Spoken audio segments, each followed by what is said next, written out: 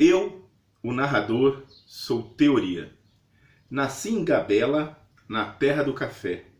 Da terra recebi a cor escura de café, vinda da mãe misturada ao branco defunto do meu pai, comerciante português. Trago em mim o inconciliável e é este o meu motor. Num universo de sim ou não, branco ou negro, eu represento talvez. Talvez é não para quem quer ouvir sim, e sim para quem espera ouvir não. A culpa será minha se os homens exigem a pureza e recusam as combinações? Sou eu que devo tornar-me em sim ou em não? Ou são os homens que devem aceitar o talvez? Face a este problema capital, as pessoas dividem-se, aos meus olhos, em dois grupos: os maniqueístas e os outros. É bom esclarecer que raros são os outros. O mundo é geralmente maniqueísta.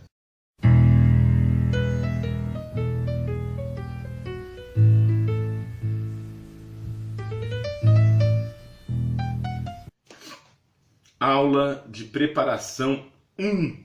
Mayombe Pepetela.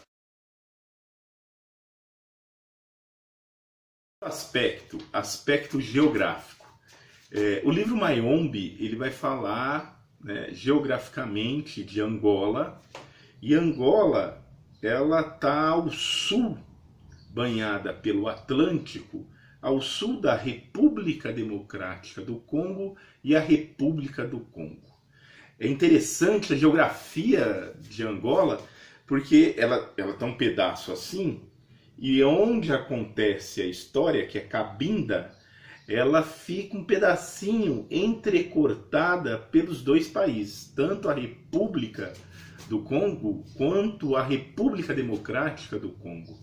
É interessante porque várias vezes os guerrilheiros eles vão se abrigar na República do Congo, voltam para Cabinda, então é onde acontece a história. Outro dado relevante é o fato, por essa região estar no centro de duas altas pressões atmosféricas, então no norte você tem o deserto do Saara e ao sul você tem o deserto do Kalahari, então é uma região que chove muito e isso é relatado no livro. O guerrilheiro tem um momento que os guerrilheiros, liderados lá pelo Sem Medo, liderado pelo Teoria, pelo Comissário, eles atacam uma exploração de madeira feita pelos portugueses e ao retornar à base está chovendo muito e eles têm que fazer outro caminho para despistar os portugueses, chamados de tugas. E nesse caminho chove. E a impressão que dá é que esses guerrilheiros se fundem à floresta, se fundem à seiva da floresta. Outro dado importante geográfico é que essa região é muito rica em petróleo, é uma floresta fechada, então os recursos naturais são explorados pelos portugueses. Segundo ponto, o ponto histórico. Na história, quando você ensina isso no ensino médio, ele está no contexto da descolonização da África e da Ásia. Essa descolonização, você trata ela como um acontecimento menor relacionado ao fim do salazarianismo em Portugal. Então é muito triste isso, porque você associa o quê? Que Angola só conseguiu a independência não como fruto de uma guerra, não como fruto de uma conquista, mas como algo, com apêndice do que está acontecendo em Portugal. Então Portugal acaba a ditadura do Salazar, há um processo de grande revolta populacional, junto com algumas instituições, que é o fim do salazarianismo. Isso ficou conhecido como a Revolução dos Cravos, que reconhece a independência das colônias portuguesas. Mas isso não quer dizer que não houve um grande processo de luta. E esse processo de luta você só consegue entender lendo o livro. E o livro é uma ficção, então a realidade passa a ter uma estrutura ficcional. Então você entende a luta pela independência de Angola através de uma ficção. Você é como se fosse obrigado a estar lá junto com os guerrilheiros. Você é jogado no meio dessa luta pela independência. Isso é muito legal, muito legal. Você passa por um processo de imersão. Ao ler o livro, você está lutando pela independência de Angola também, coisa que na história você não consegue fazer muito bem. Outro aspecto da obra é a sua simbologia. E dentro dessa simbologia, vale destacar a floresta e o fruto, que dá título à obra chamada Mayombe. Em relação à floresta, simbolicamente, o que ela significa? Significa os instintos, significa o local onde os instintos humanos se afloram. Outro dado importante é que a floresta significa o local onde homens tornam-se adultos. É o lugar do teste, então a todo momento há um obstáculo que deve ser transposto. Significa também o local onde ele vai encontrar alguns significados. Isso fica legal na obra. O Sem Medo está ali lutando por quê? Né? O que ele quer? Da onde ele veio? Para onde ele vai?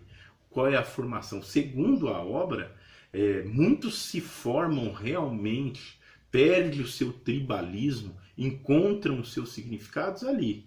Né? Então, um é Cabinda, outro é Ovimbundo, mas representam as suas tribos, mas é na floresta que isso se perde. Nasce uma nova Angola a partir dali, a partir das dificuldades e a partir dos desafios que esses guerrilheiros enfrentam. Outro dado importante é que a floresta significa o símbolo da feminilidade, mãe, fertilidade, onde tudo surge, onde tudo nasce, né? O local onde algo novo vai aparecer. É importante também que a floresta é o lugar do perigo dos demônios, dos monstros.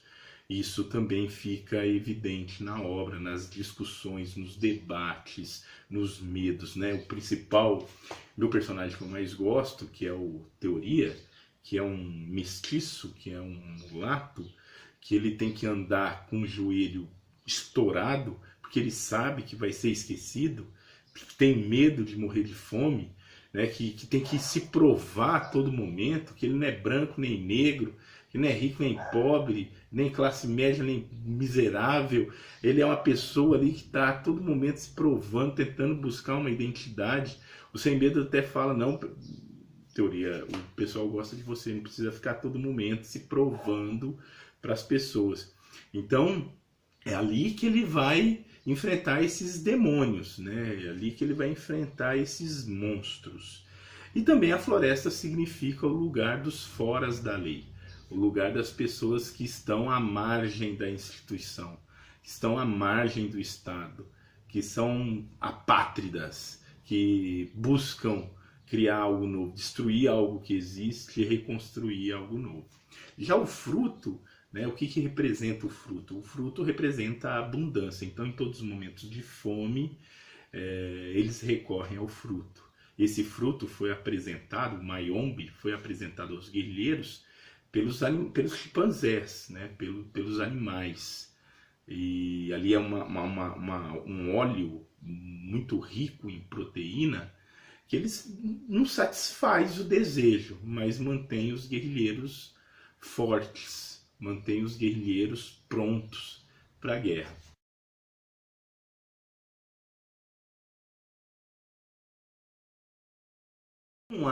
Não há uma divisão tribalista, pelo menos isso fica claro no livro, entre quem são as tribos que compõem a UNITA, né, que é um grupo que depois da independência vai entrar numa guerra civil contra o MPLA, que é o principal grupo da obra.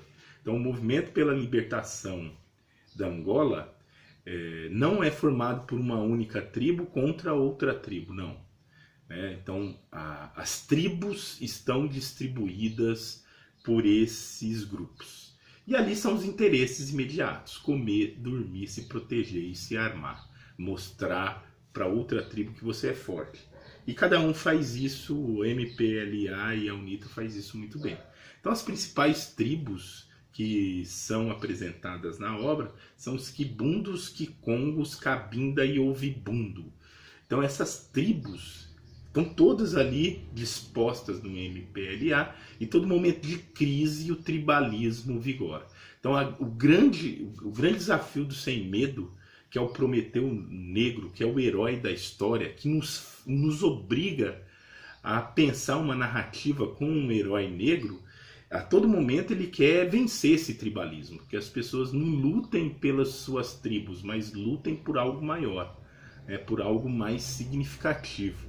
É legal que no livro também fala de rotas tribais anteriores ao contato dos africanos, dos angolanos, daquela região com os europeus. Então essas rotas ligavam a reinos, como o reino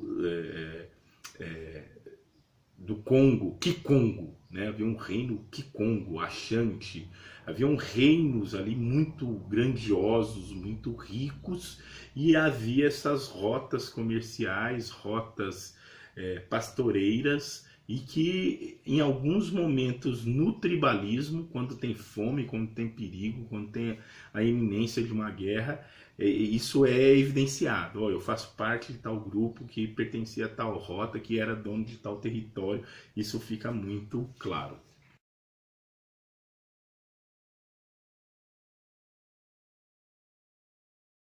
Os principais personagens são Sem Medo, que é o protagonista da história.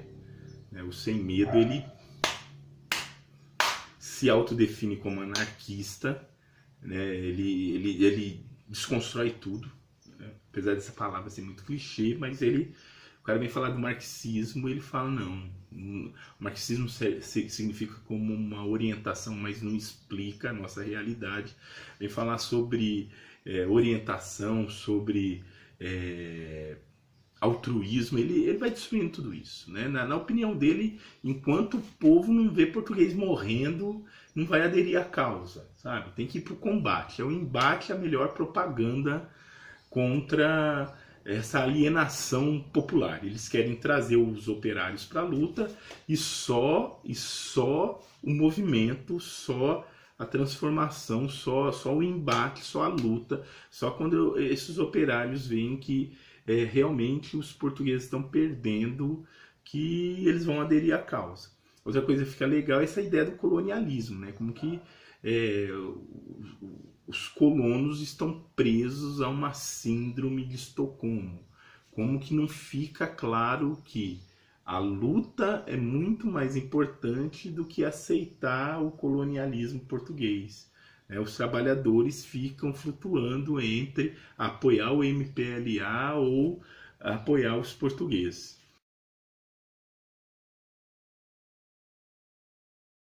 O que eu acho mais importante, que eu gosto muito, é o aspecto filosófico. E nesse aspecto filosófico, eu gostaria de destacar Hegel na análise dessa obra. Primeiro, a dialética hegeliana. A dialética hegeliana tem a metáfora do senhor e do escravo. Segundo Hegel, o ser humano é um ser desejante, ele deseja. E o principal desejo do ser humano é o reconhecimento. Ele deseja que o outro reconheça nele um poder. Então Hegel aí aponta uma relação de superioridade e inferioridade, exploração e dominação. Ele reconhece, é o primeiro a reconhecer isso. O que o ser humano deseja? Reconhecimento. Esse reconhecimento que dá poder. Esse poder significa que ele pode mandar em outro. E ao mandar em outro, ele manda inclusive na consciência do outro. Se o dominado reconhece nele o poder, ele não tem autonomia. Então, segundo Hegel, esse é o motor da sua dialética.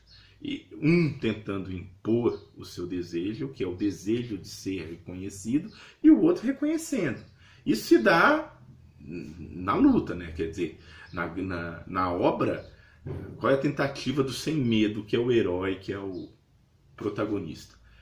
É tentar criar uma autonomia de pensamento nos membros que participam da guerrilha.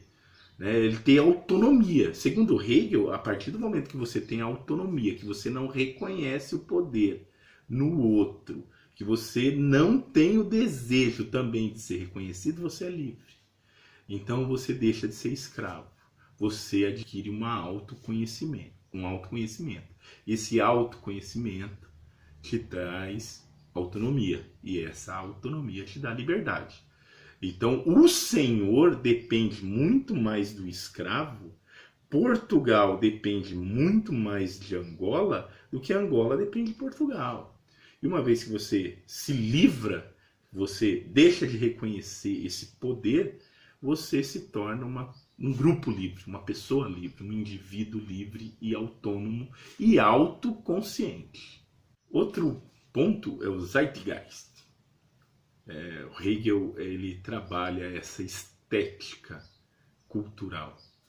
É legal isso, você entender algo a partir desse Zeitgeist, esse espírito do tempo, o que move as paixões humanas, o que move o ser humano, como que ele representa isso na música, na arte, como que ele representa isso num movimento que vai englobar toda uma geração, como que a religião, como que a música, como que tudo vai ser construído a partir desse momento histórico. E no caso do livro, o momento da luta.